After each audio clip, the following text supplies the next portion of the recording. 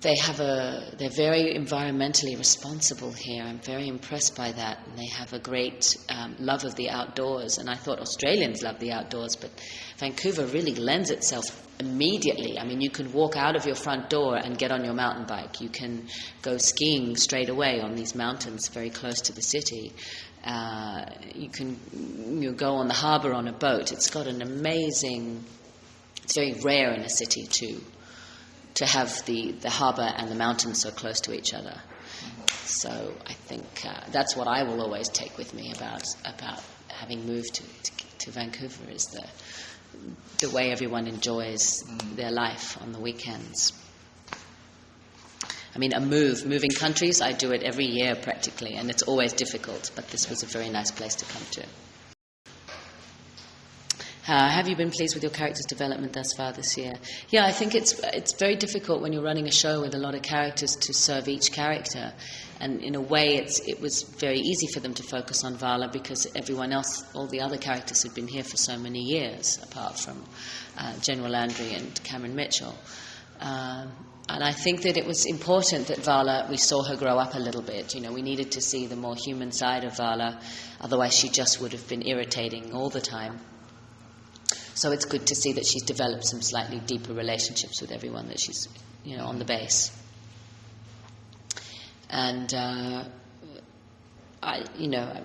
what the beauty of Vala, I think I was saying earlier, is you're always wondering what she's going to do next. So there's always room for development with Vala. You just never know. She's very surprising. So anybody in particular you would like to work with on future projects or in Stargate?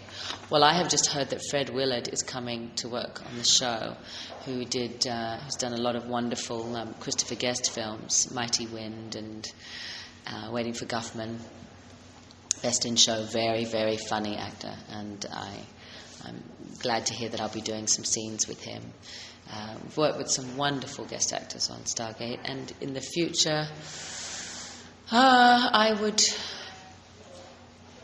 would have loved to have worked with, may she rest in peace, the wonderful Madeline Kahn, a comedian, very funny comedian.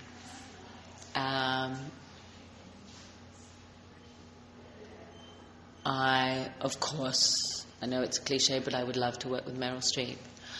I love Diane Wiest. I love Joan Allen, Sigourney Weaver. There are some very interesting people out there,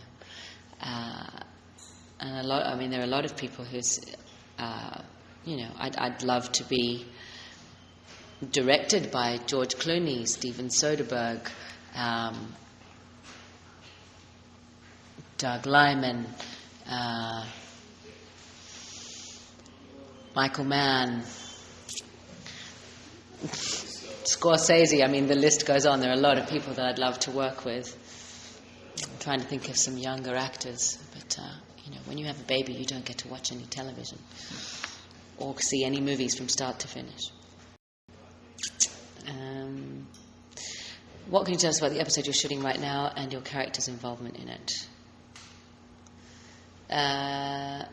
We are filming an episode which is a very interesting story. It's based on a story that Ben Browder suggested to the writers, and if I can talk specifically about it, I don't want to give away spoilers. We go through the gate to investigate a museum, and things are not what they seemed.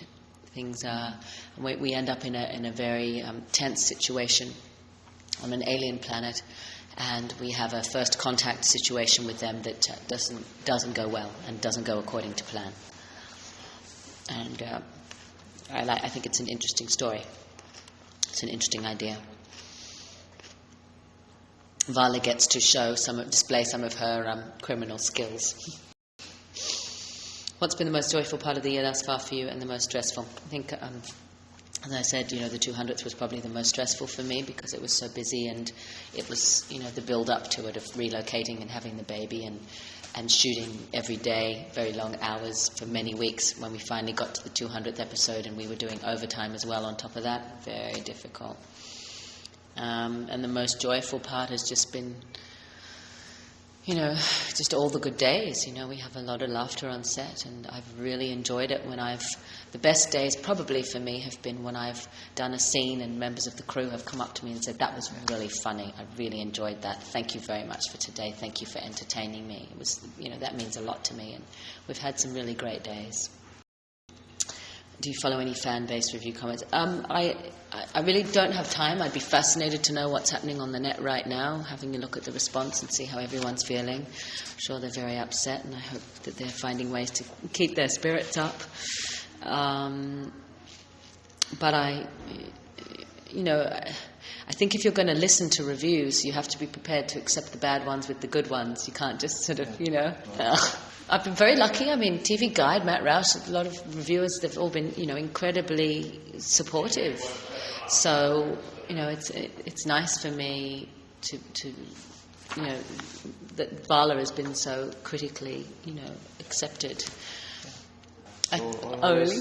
I think there's some people. I've been told that there are some posts on the net about, and I saw a couple myself. If you're a Vala hater and you think she's ruined the show, post here.